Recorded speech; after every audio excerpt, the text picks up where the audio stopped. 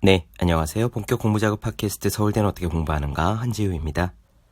에카르트 톨레의 삶으로 다시 떠오르기, 오늘은 그 마지막 시간이에요. 이 책은 사실 좀 두껍습니다. 400페이지 가까이 되고 글씨도 빽빽하죠. 또 이 책은 느리게 읽어야 제대로 읽는 책에 속합니다.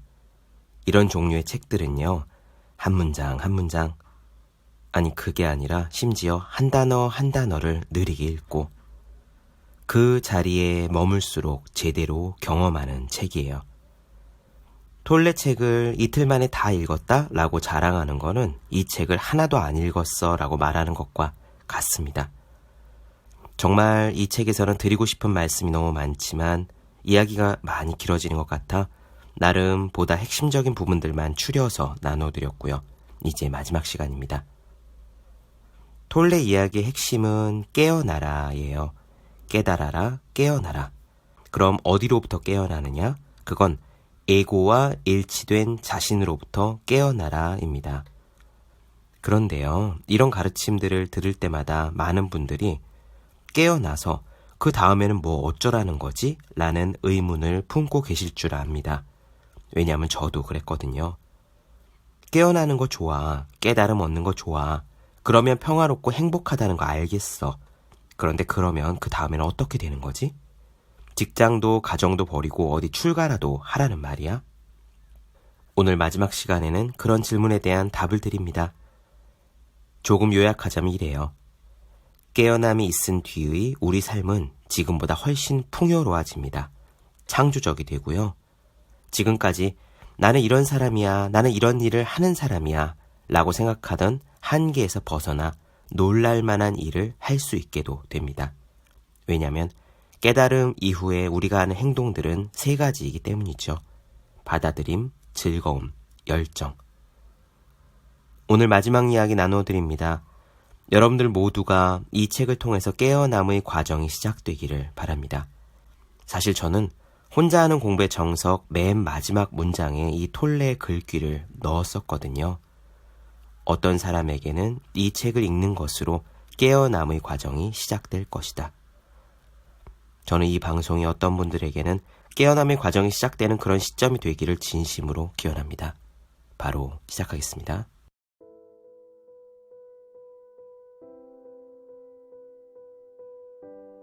깨어있는 행동은 외부적인 목적과 내면적인 목적이 조화를 이룬 행동이다.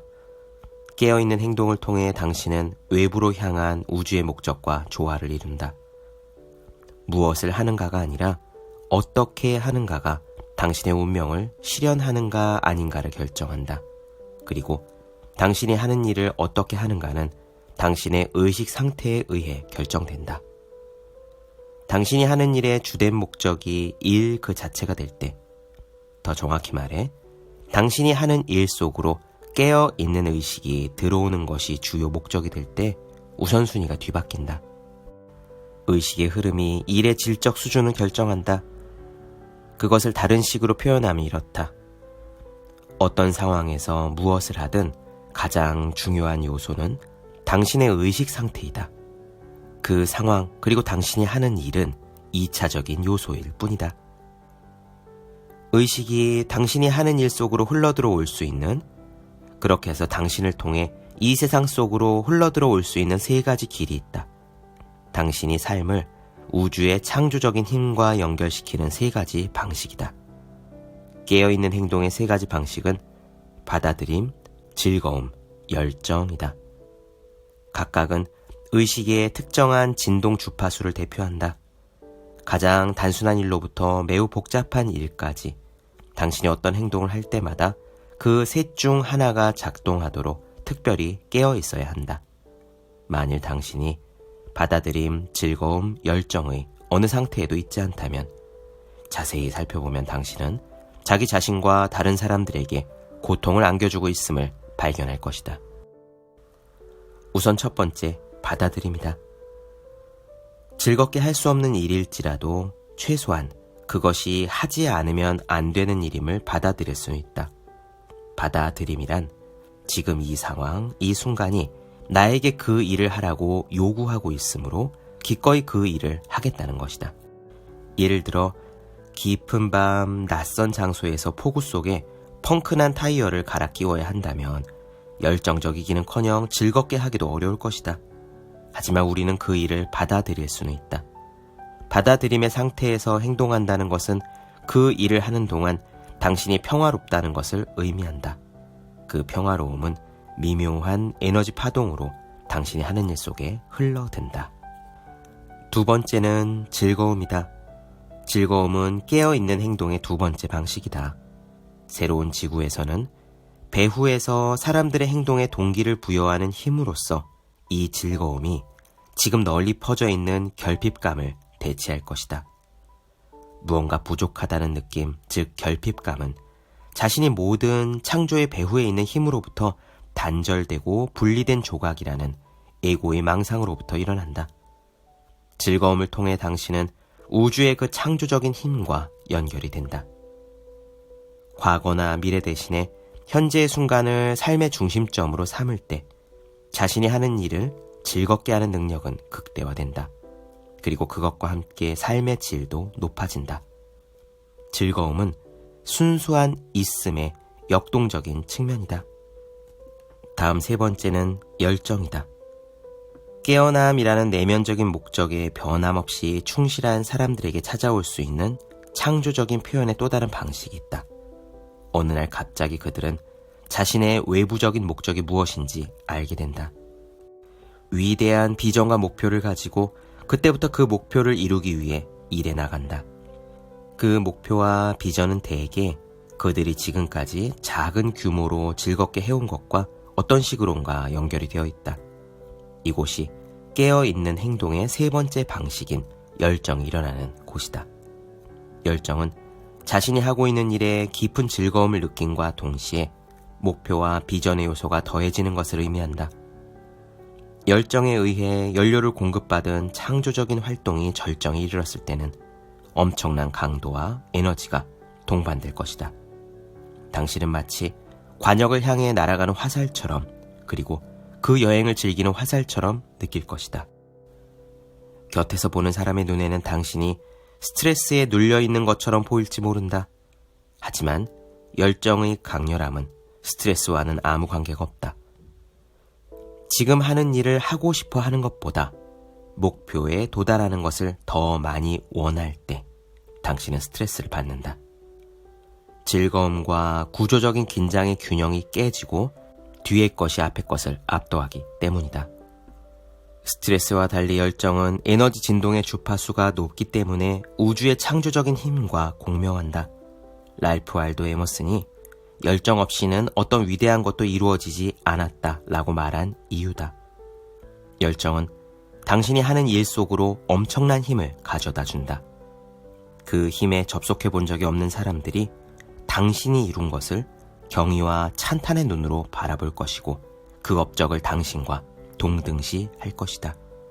그러나 당신은 그때에도 나 자신의 힘만으로는 아무것도 할 수 없다 라는 예수의 말이 가리키는 진리를 안다. 열정과 에고는 공존할 수 없다. 한쪽은 다른 한쪽의 부재를 의미한다. 열정은 자신이 어느 곳으로 가고 있는지 알지만 동시에 자신의 살아있음, 기쁨, 힘의 원천인 현재의 순간과 깊이 하나가 되어 있다. 열정은 아무것도 원하지 않는다. 왜냐하면 아무것도 부족하지 않기 때문이다. 정리하자면 이렇다. 지금 하고 있는 일을 즐겁게 하고 그것이 목표와 비전과 결합하며 열정이 생겨난다. 목표가 있다고 해도 관심의 초점은 현재 순간에 하고 있는 일에 머물러야 한다. 그렇지 않으면 우주적인 목적과의 연결에서 이탈하게 된다.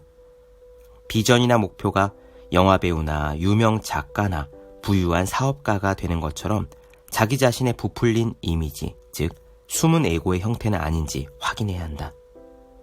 부풀린 자기 이미지와 이것저것을 소유한 자신에 대한 비전은 모두 부정적인 목표이며 따라서 당신에게 힘을 주지 않는다.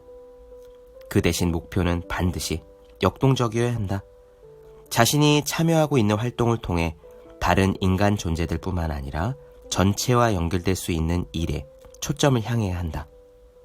유명한 배우나 작가 같은 모습으로 자신을 보는 대신에 자신의 작품을 통해 무수히 많은 사람들에게 영감을 주고 그들의 삶을 풍요롭게 하는 모습으로 자신을 보아야 한다. 그 활동이 자기 자신뿐만 아니라 수많은 사람들의 삶을 얼마나 풍요롭게 하고 깊어지게 하는가를 느껴야 한다. 자신은 하나의 문이며 형상으로 나타나지 않은 모든 생명의 원천에서 나온 에너지가 그 문을 통해 모두를 위해 흘러가는 것을 느끼는 것이다. 그러기 위해서는 목표와 비전이 자기 자신 안에서, 즉 마음과 느낌 차원에서 이미 현실이 되어 있을 필요가 있다. 이것이야말로 마음을 창조적으로 사용하는 방법이며 그렇기 때문에 여기에는 아무런 결핍감도 욕심도 개입하고 있지 않다. 당신은 자신이 원하는 것을 나타나게 할 수 없다. 이미 가지고 있는 것만을 나타나게 할 수 있을 뿐이다. 힘든 노동이나 스트레스를 통해 원하는 것을 얻을 수도 있겠지만 그것은 새로운 지구의 방식이 아니다. 마음을 창조적으로 사용하고 의식을 통해 형상을 나타나게 하는 열쇠를 예수는 다음과 같은 말로 우리에게 주었다. 무엇이든지 기도하고 구하는 것은 받은 줄로 믿으라. 그리하면 너희에게 그대로 되리라.